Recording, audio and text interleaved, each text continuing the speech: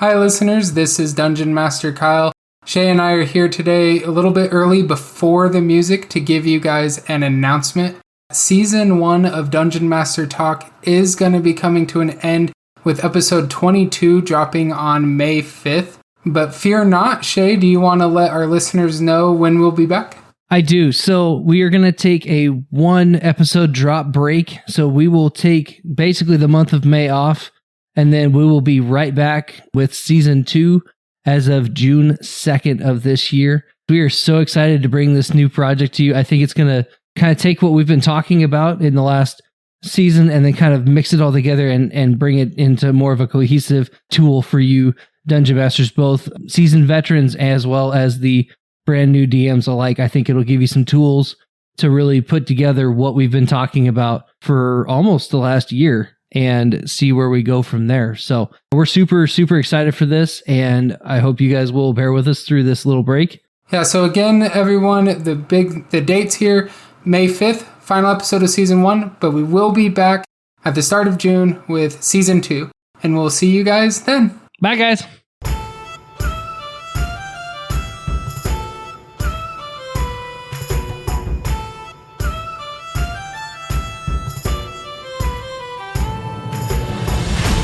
Hello and welcome to this week's episode of Dungeon Master Talk, a podcast by Dungeon Masters for Dungeon Masters. I am Dungeon Master Shay, and with me today, as always, is Dungeon Master Kyle. How are you doing today, Shay? Man, if I'd be doing any better, I would be with you actually in person, but this is the closest we're going to get. So how are you doing today? I'm doing pretty good. It's always a good day when we get to talk some Dungeons and Dragons.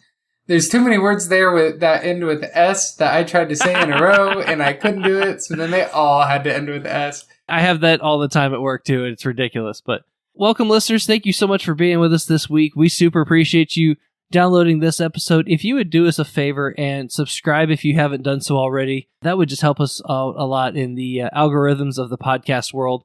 And also leave us a 5-star review if you feel led to. We would super appreciate any feedback and would just love to interact with you in that respect. Kyle, sir, this week, we're doing a topic we haven't touched yet before. Well, that's probably a good strategy. We haven't crossed 50 episodes or so where it's okay to repeat. Question mark? I don't know. Yeah. So listeners, let us know at what number have we talked to you enough that you've forgotten what we've talked to you about before, and therefore we can start repeating. Episode 3? I'm just kidding. We're talking about the ancient form of deities. And remember, if someone asks if you're a god, you say yes. Always say yes. So we were talking about deities today, ladies and gentlemen. And what does that entail? So that's going to entail what are different types of deities. If you're not familiar with the regular deities, we'll kind of go into some of that. We'll talk about alignments and how that can affect your players. And also, if you need to build a god, how do you do that? That's a weird sentence. How to build a god. That should totally be the episode title. There you go. It's first of all, to build a god or not to build a god? You have to collect infinite cosmic power, so you got to find the genie. No. You find all the stars in the Mario game. Oh, there you go. And then that will make you a deity. Effectively, it's kind of like getting all the good equipment in Zelda, or also all the legendaries in Skyrim. You just know you're not going to get touched anymore, except for that dragon. Pretty much, yeah. Except for those of us who can take about 10 steps in Halo and then still get shot. So, Well, there's no you're either good at Halo or you're practicing a lot still, like the rest of us. And that's where I fall. But anyway, in Dungeons and Dragons, you have roughly about 5 different tiers of gods. Yeah, okay? Those that are played by me currently and those that aren't. No, that would be a binary type god. Yeah, I know. That was the and that joke. Is 10 types of that is 10 types of gods. Ooh, good one. I'm proud of you. Programming humor from a non-programmer. I'm impressed. Take lessons, Grasshopper. I'm just kidding. All right. So we'll start kind of from the bottom, right? So you have what's called vestiges. Actually, hold on. 1, 2, Vestiges. 3. Vestiges. There's 6. I lied. There's 6. Counting's hard, listeners. Oh my gosh. We're so good at this. And that's why I leave the programming to Kyle, because he can count better than I do. I start from 0. Go to 1, back to 0, back to 1, back to 0. Anyway, so there are vestiges. So vestiges are basically what you would call dead gods. These are gods that have no followers anymore. These are gods that are, for lack of a better word, they're kind of extinct, if that's even such a thing. And then you kind of go into titans and demigods, and I'm going to kind of loop those together a little bit. That's kind of like your Hercules type gods. For context, they're not like full out gods. They're not like uber powerful, but they've got some powers. I mean, that could also even be some of your players once they hit like level 15. Yep. You could probably start getting into the realm of a titan, maybe even a demigod, depending on if they're more of the magical arcane type. Yeah, and it's important to remember coming into these as we're talking about this, because like a lot of these terms, wizards, they took these terms from like other, I want to say lores, but it's not right to say that. Like, these are terms that exist for other hierarchies and religions and stuff like that, repurposed here. So when they're talking demigod in D&D, we don't necessarily mean born of a god and a human, like it might in other mythologies. There you go. That's right. And so when we're talking about this stuff and you're like, oh yeah, I know demigods like Hercules, he was, it was said that he was son of Zeus and son of a mortal. That's not necessarily what we're saying here, per se. D&D's, does it just a little bit differently, especially in the form of titans, because if you enter into Greek mythology, you're like, oh, the titans. Kronos was a titan. He was the father of the gods. Yep. They were like the precursor. Not necessarily here in D&D. Well, and depending on how far back in the episode, or not the episodes, the editions that you go in D&D, some would say that Lord Ao is kind of like the ultimate god, or like he would kind of be like the Chrono of D&D essentially. Yep. And then like all of the gods kind of sprouted from that. But yeah, I mean, but that would be more once we get higher up the hierarchy. But you can have some demigods that are of celestial blood. Like you could have a human and a god that had a baby, and then that's your character. So in a sense, you're kind of a demigod, but you would have to work up to it like Hercules did to actually attain that power and like be worthy of it. Yep, and there's mechanics for that. I guess Thor is technically a demigod, isn't he? No, not like if you're talking like Thor, god of thunder, he's not a demigod. He's outright god. Oh, okay. In Norse mythology, he is the actual god of thunder, and he actually becomes the high god in part of their. Oh, that's right. Cycle there. I need to brush up on my Marvel, apparently. There's Marvel, and then there's actual Norse mythology, and they're not even close to the same. So you're talking like Marvel, like the fictional, like the just comic character Thor versus the Norse mythology Thor, not even close. Oh, I just learned. They have the name, they're both the gods of thunder, both the sons of Odin, and then the similarities stop. Like, and break. Yep. We're going to deviate 100% now to sell comic books, because if they had to stick just to Norse mythology, that's like, well, here's our 12 issues, goodbye. Yep, he comes in, just kills everything. Yeah, it's like, well, because he had a set story. It's a set pattern cycle and stuff, so they had to differ. I do want to kind of circle back to vestiges a little bit. Sometimes you might even have like liches that could be that could be vestiges, qualify in that respect because they're dead gods or dead entities that are brought back to life somehow. Could be dead in the sense that, like, they lost all their followers, all their worshippers. That was the source of their main might and power. Right. Now that they're no longer worshipped, no longer have anyone serving them, their power has greatly diminished over time, and now you're vestige.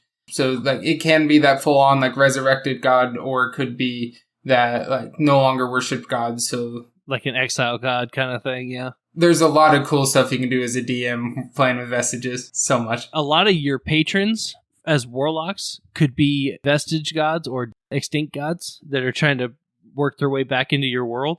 Yep. So that could be a play that you could do too. So as we go up the ladder, we've got quasi-deities. So this is kind of like, this would be like your level 20s and above. Yes, you can do that in form of feat and power. Basically, yeah. So, I mean, you can grant power to clerics. They're not immortal, right? Like, correct. Shay's benefiting from notes in front of him. I'm acting, listeners, as the soundboard And answer also, my notes crashed 3 times when I tried to open it. So. Actually, you know what? I actually lied. There's 3.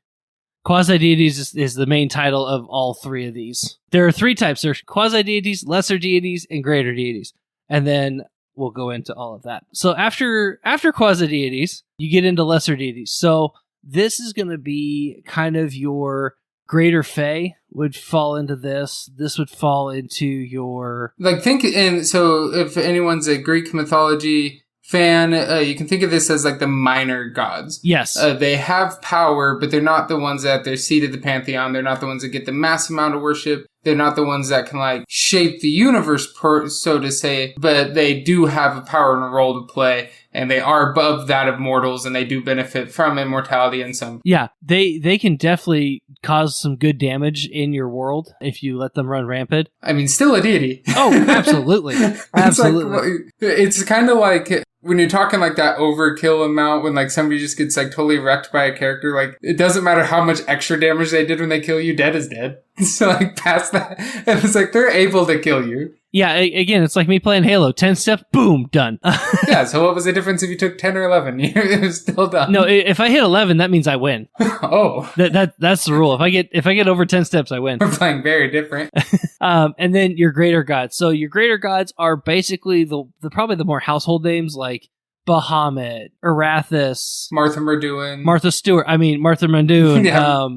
You get Grumsh, Asmodeus. But yeah, I mean, that's where you're going to get your big household names. Like, that's where, for some reason, your party interacts with these gods. They had, A, better be really ready for a good fight, or B, be ready to take some commands and wisdom from these guys, because they will make sure that their stuff gets done. These gods obviously can listen to prayers. They can give all the power, like they're just on top of everything. And a lot of these gods, sometimes, depending on how you play them, they might have, I don't want to call it a portfolio, but sometimes like you'll see the same god kind of over various things, or I've seen people use the same god for various things that's very similar to like what they're listed as in the book. One that I've heard, like they have different portfolios, like it, and that's how they amassed all their power, continued to stay as a god in that world. Yeah, they specialized in like a central thing, but they branched it. Yeah. So then like it's like I do this thing, but it covers all this. So it's like Martha Muldoon is, I think he's travelers, thieves, and outcasts. So like it started with the travelers, and then he branched it off to those thieves, but like still, I think he's of neutral alignment. Yeah. Working without my book in front of me. But then he extended to outcast, and he's also dwarven. So then that became 4 major hooks. So then a lot of dwarfs would then where they worshipped Martha Muldoon because he was dwarf. Basically, anyone who was ever an outcast, there's Martha Muldoon for you. If you travel a lot, Martha Muldoon. If you're a thief, Martha Muldoon. And so it's like became powerful. Or like if you get like Bahamut, for example, right? He's the god of justice, right? So justice could transfer into like protection. It could transfer into war in some respects. Vengeance. Maybe not vengeance necessarily, because he's more on the like lawful good side. And we'll get into that more. Yeah, but you use the righteous form of vengeance. Okay. There's a case you can make lawful for that. vengeance. Yeah. Okay, I see that. I'll argue it till the cows come home. Oh, too late. They're coming around the corner. You would know. You're up in that. That's true. Farmland. That's true. And where I come from, feed a lot of cows is the same as a good amount of money. It smells like it too. Anyway, once you've just kind of established your deities. Okay, so first of all, you kind of want to have an idea of what deities would be in your world. Yep. Here's the question. Do you want your world to have one god? Do you want there to be 2 gods? And they just kind of oppose each other? I think this is an important thing to call out when you're world building. I think for each person, what's easiest here varies greatly. Mm-hmm. To me, getting that deep in-depth knowledge of the gods already established in D&D and D&D lore, when I was first getting started, that was more than I wanted to do. Because I was already working so much on my world. I was already working on learning all these classes I'd never played before, to the point where I could advise at least. Yeah. And so I was like, I don't want to learn these deities, because if my players go off and they listen to podcasts or read books or stuff like that, because I had players, I'm like, if they get into this, they're going to do that. And they did. Mm-hmm. Then I didn't want them, like, the argument of, they wouldn't do that. Like, that's not what they're about, blah, blah, blah. Because then I didn't want to be like, well, there's my version of them, then there's the real version. So I created my own pantheon. Mm-hmm. And it's 12 gods that the players know of, have not dealt with vestiges or lesser gods yet, but that's what I built out. I heavily debated about going monotheistic because then I would have to know one god, and I thought that would be really easy. But I decided to challenge myself on that world building to branch out, make these gods. I did pull in a couple from lore that I thought were interesting and fit in well. Actually then named some after my favorite Magic cards, like a Johnny's in there, Xanatos is in there.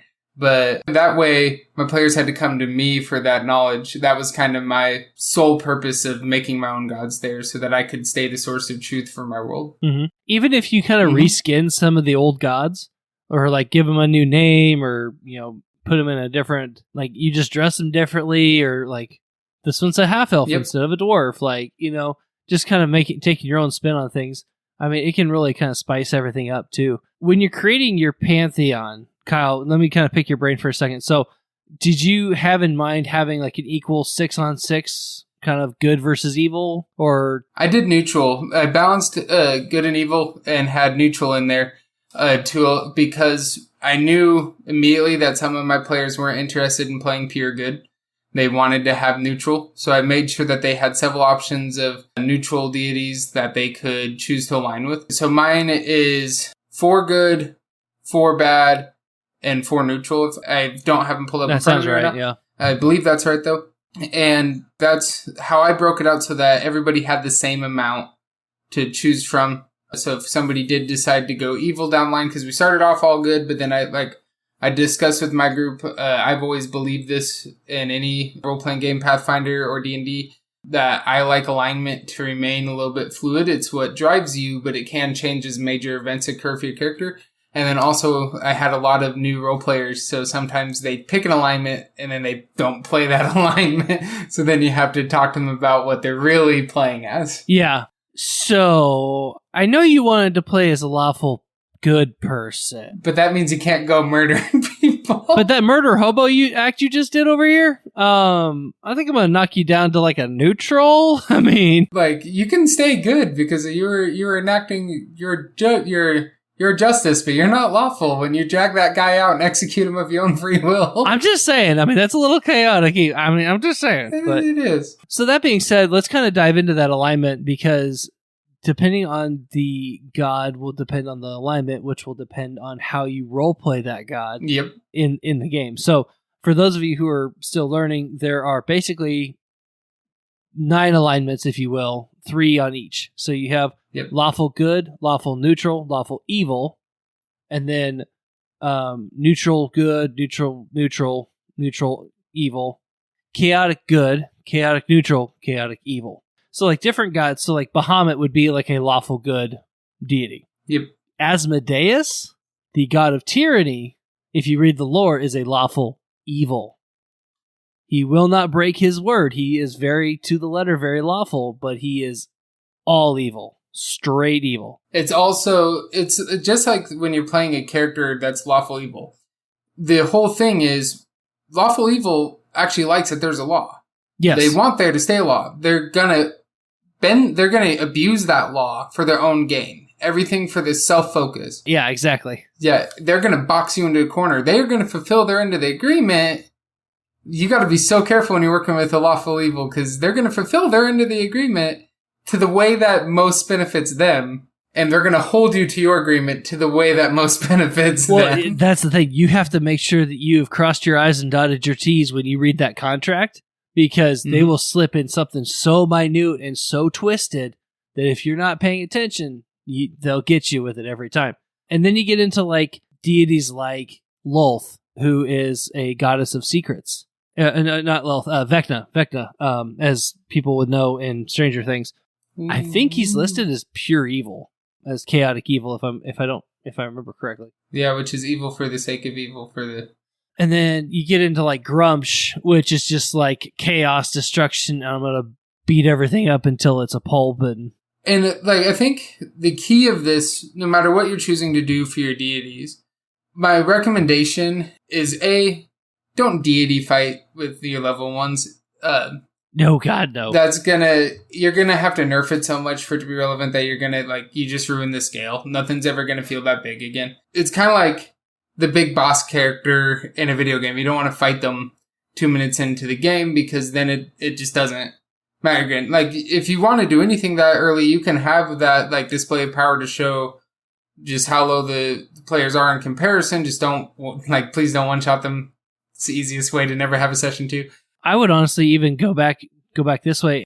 Oh, I was right. Lulth is chaotic evil. I was just looking at that. Back to my train of thought. So, a lot of the times, especially like if you have a divine character like a paladin or a cleric, most of the time they won't even talk to those characters until they hit level 10. Because I think it's like a commune with your deity or something like that. Now, I kind of went off the beaten path with my character in Kyle's game, and I actually had a intermission story that I wrote where he actually came face to face with this deity because of some things. And you're level 5 like that? Yeah, and I'm only level 5. But I did actually, level 4/1 barbarian, but that's besides the point. But I did that because it made sense, and it kind of gave him a direction and a propulsion for where he's going to go in Kyle's story. It just made the most sense to me, and I wasn't told no, I couldn't do that, so I just kind of ran with it. Yeah, and as you guys have heard so many times, I do mine in seasons. So I've already thought ahead to like what season 3 and what season 4 is going to be. And so all throughout the end of my season 1 and all of my season 2 so far, there's been little subtle hooks for the future campaigns are going to be. So gods have come up more. Shay's experience being the most blatant, but a lot of it more subtle, like mentions of gods, failed prayers to gods, stuff like that. People being for or against gods.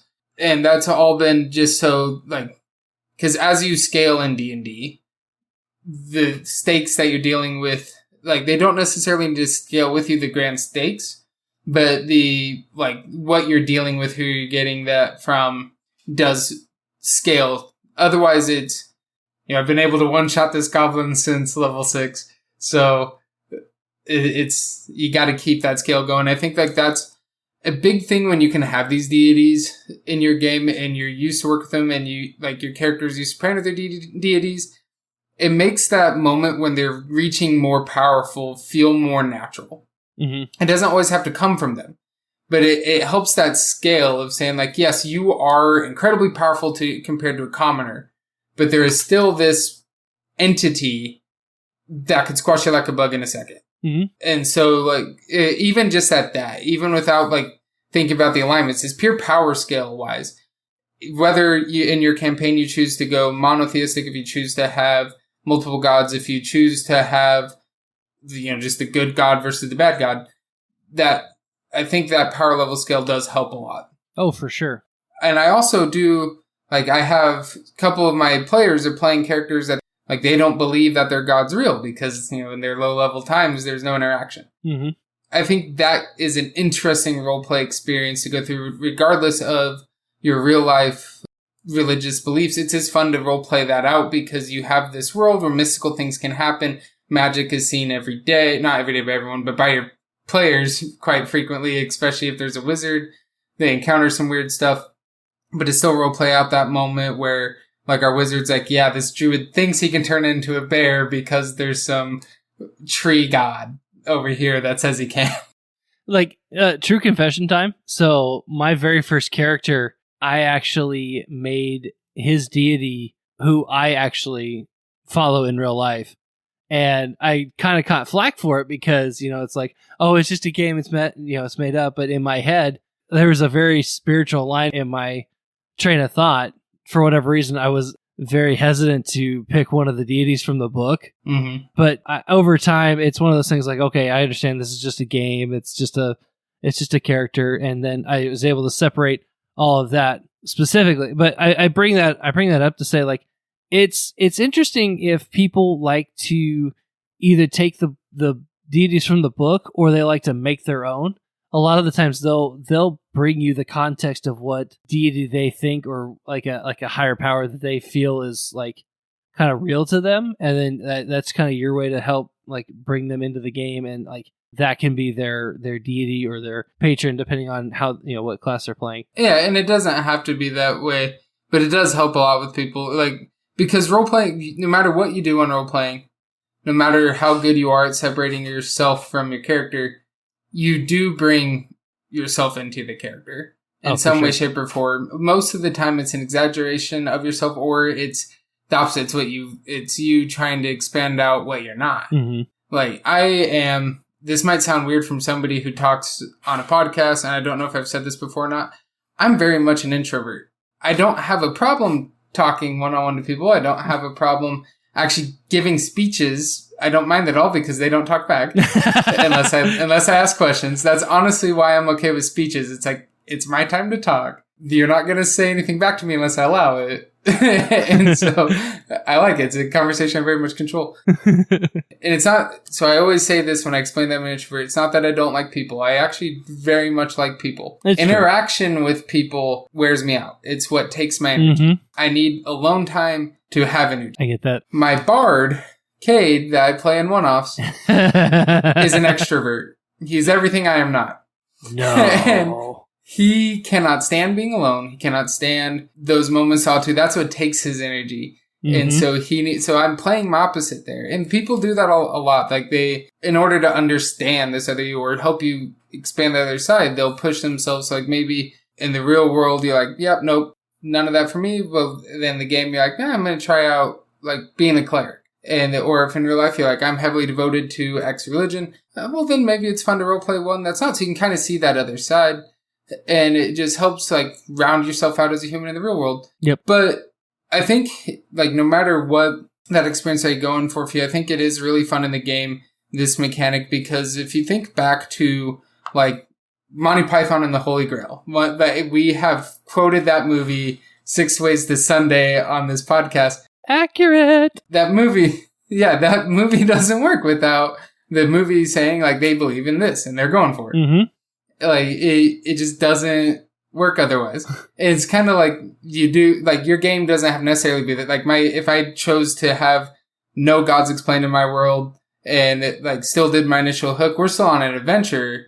But I think a lot of cool, fun interactions don't get to happen that we've had because of that. One of my characters is heavily getting influenced by a deity under the promise that he himself can become one. Yep. All the weird stuff, wonky stuff that he's done to the party, that doesn't happen without a deity. Yep. Shay's character, like his character was at a point where it was time to leave. Yeah. He didn't see a point in continuing adventuring after his pet wolf died, his animal companion died. And then the deity comes to him and now he has new purpose. And that was actually a fun thing that we did to invent your barbarian ties in. That's true. And bring you back.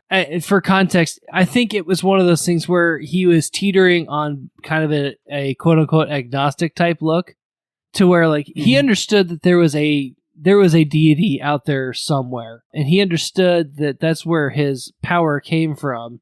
But at the same time, how would that god allow what happened to his best friend to happen? Yeah, how would he allow that to happen, especially if he had been given the power to help heal his friend and keep him from dying, even though that didn't happen. That's probably the only time in play that I've ever actually like been close to tears was when we were role playing that out. Yeah, and I think for him it was like I know that there is sanctity and there is a higher power there somewhere that deals with the hunt and the beast and the nature. But where is he? And if so, what was the purpose? And so that was kind of where that intermission story kind of came from. Yep. Yeah. So that was just kind of the train of thought that I had with it. One other thing, if you decide that there are no gods in your world, that just opens up a different kind of Pandora's box. And now you have to figure out, okay, how was magic created?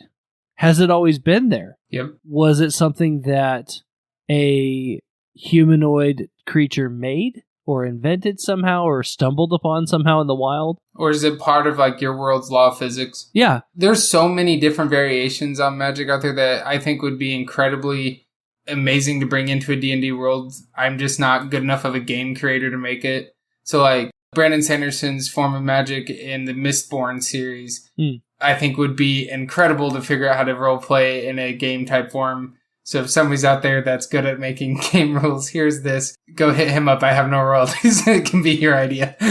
But and then please email us and tell us how you did it, because that would be amazing. I would love to get into game theory and know how to make games like that. That's just not who I am. One of these days, once I've sat around with enough Mountain Dew and a Explosions in the Sky playlist.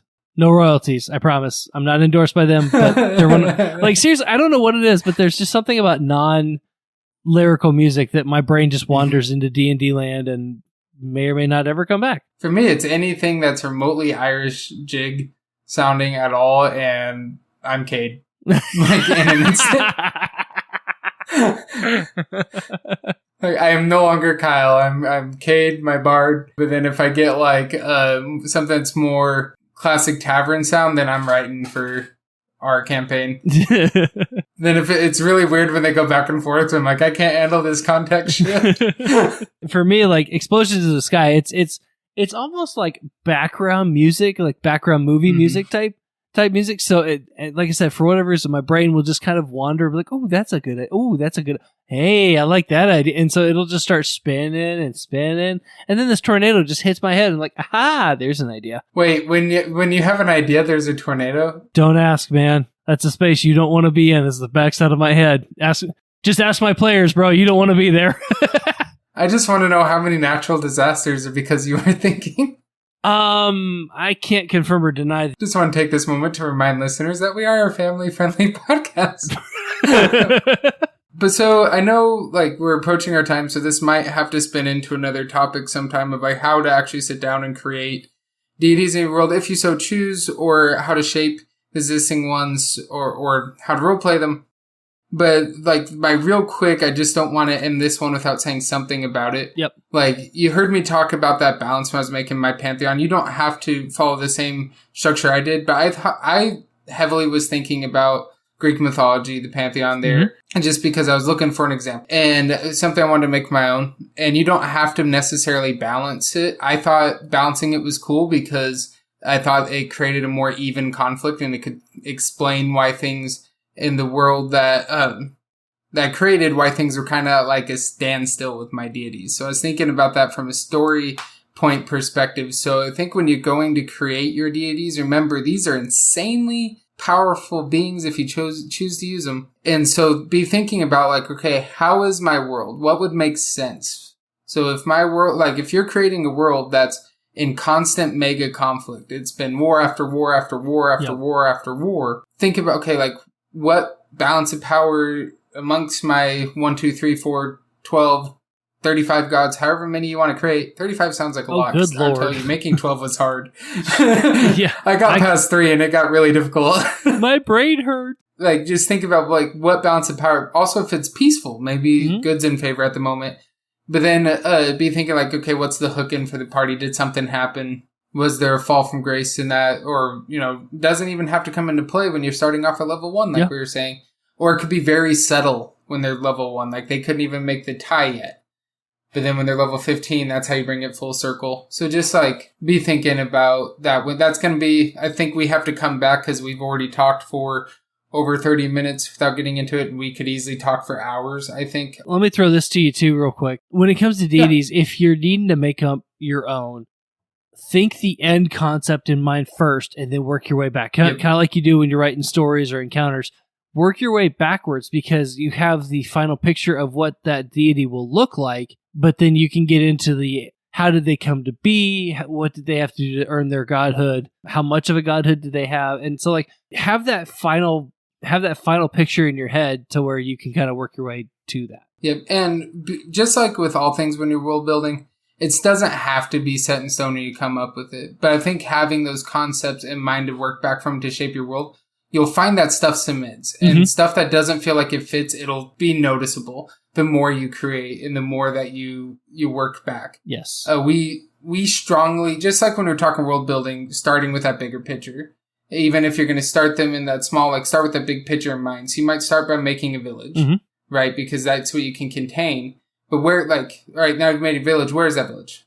Like, what state is it? Okay, then what country? What continent? now you have planet. So it's the same thing with this. Start with one, but then think like, okay, if you want to have more than one, what's this one's opposite? If this is what this god's about, then what's the polar opposite? What's his warring entity be against? And then, all right, what would be an ally? What would be?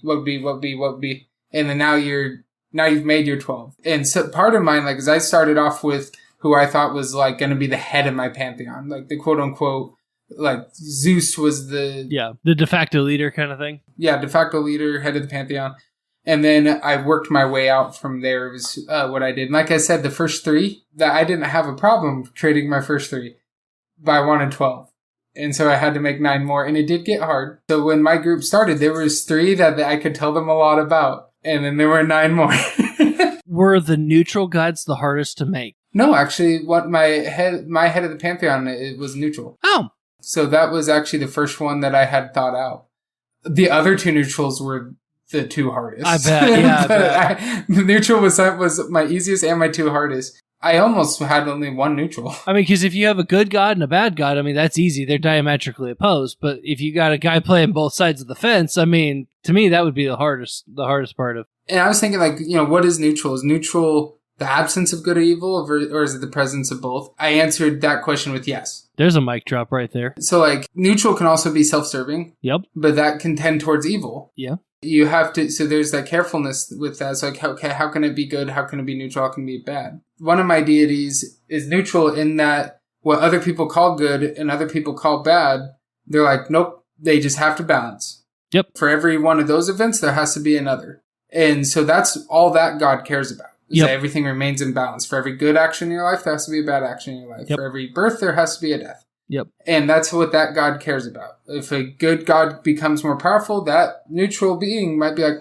good's more powerful now. I need to be bad for a little bit, or make there be another bad entity. I would view that as like a true neutral god. Yep. Like if you have like a lawful neutral god, you're like, okay, it's like, I'll ride the line, but I'm going to veer more towards towards the good side, and then evil neutral obviously would veer the other way. To your point, if you're having one that's like right on the fence, like true neutral all the way through, I could definitely see like, okay, I have to keep the scales tipped, evenly, so that way it's not one side or the other. Versus like the other 2 sides, they'd be like, I'll tilt it slightly more my way or slightly the other way to kind of bring that together.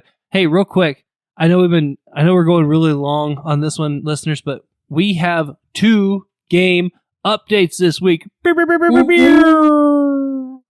Kyle, it has been a long time. I want to hear from you, bro. How did our session go? Yeah, so it had been 2 months since my group played. 84 years later.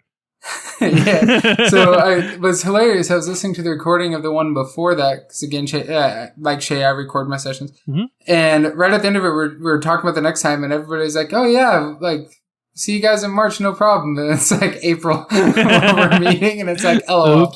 It went, so the party is still split. They're working really hard on how to come back together, and they have been getting solicited by a wizard who wants them to try out his experimental magic orb that will allow a magic user to store power into it at the expense of their spell slots and exhaustion level, to fill this orb up so that he can perform the great magical feat of making a portal to allow the lost part of the party to return. And so that was what a lot of that session was on that conversation. And then also the group went shopping.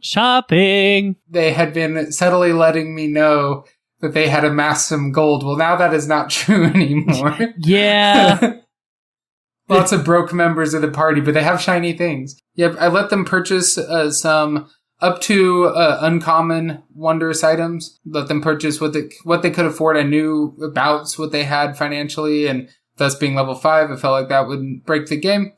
Except for a couple of mine have essentially one D&D now. They have families, and I think one of them is actually a secondary character. One of my players actually plays 2 characters. One is his real character, and the other one that I let him roleplay as is a character that his real character has solicited as a servant. Yep. And I'm letting him pilot him because it's way more entertaining than when I do it.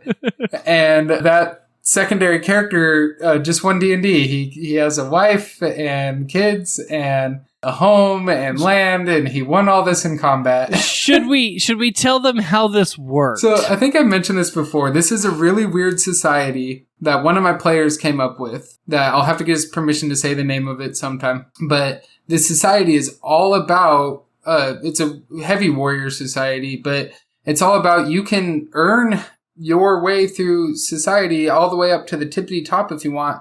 But to improve your class standing is always ritual combat to the death. So you can challenge up, but if you lose, that's it. Good night. But if you beat somebody in ritual combat, you essentially win their life. You get all their possessions become yours. If they have a spouse, you are now married to their spouse. If they have kids, you are now those kids' parent. You have legal obligations to them. They have legal obligations to you. You have a right to all the finances, to the land, etc. It's, like I said, a very strange society. Yeah. Which, if you know me at all, I get attracted to strange things like that. I'm like, that's interesting to me because that's not to be confused with Stranger Things, but just strange things. Yes. Yeah, just like interesting things like that. I'm like, ooh, that's weird.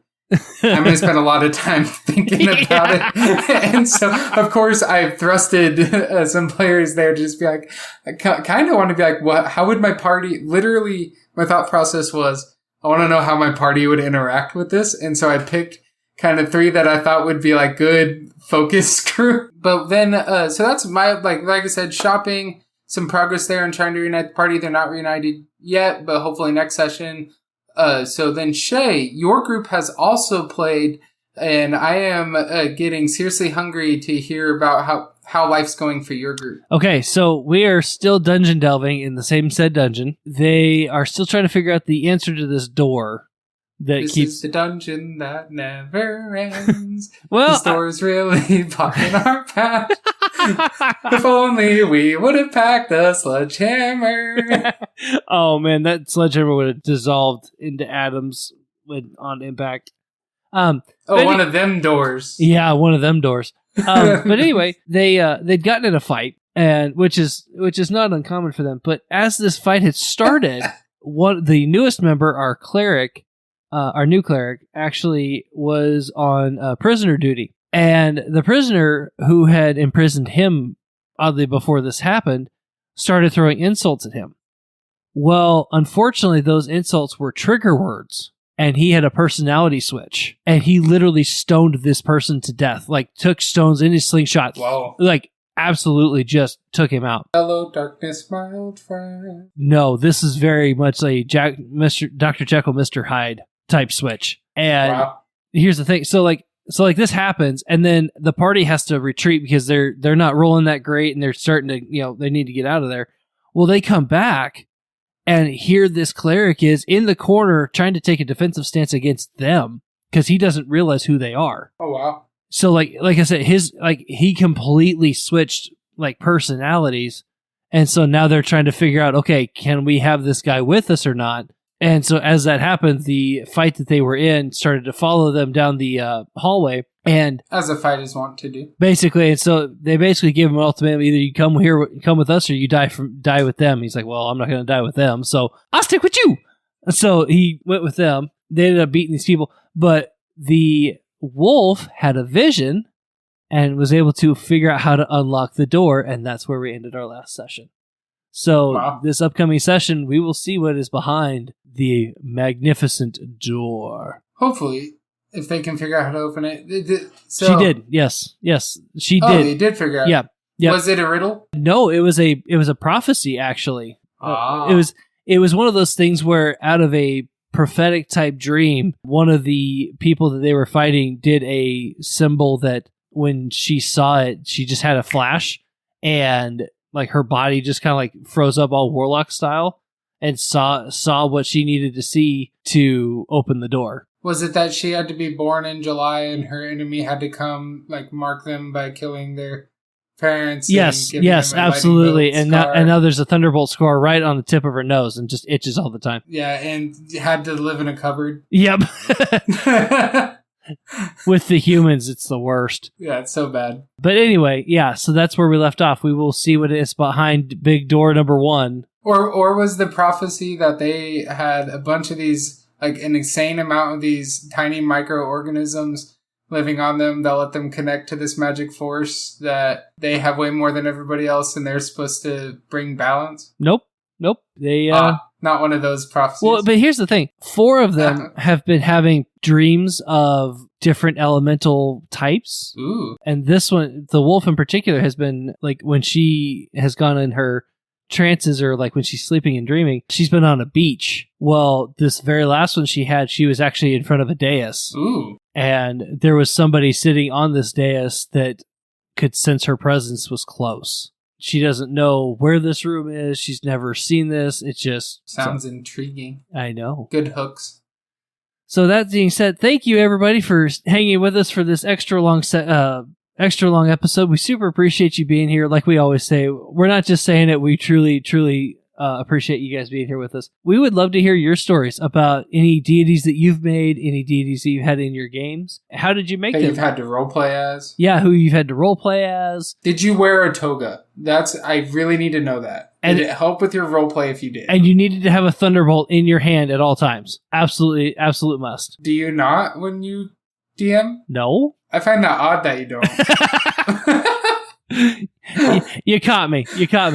Anyway, in order to tell us those stories, please email us at dungeonmastertalk@gmail.com. We have a Facebook page, the Dungeon Master Talk page, and you can also hit us up on Twitter at DMT the podcast, or use the hashtag Dungeon Master Talk. And we would just love to connect with you in that respect. So for all of us here at DMT, I am Shay. And I'm Kyle. And we'll see you next time on Dungeon Master Talk. Bye, guys.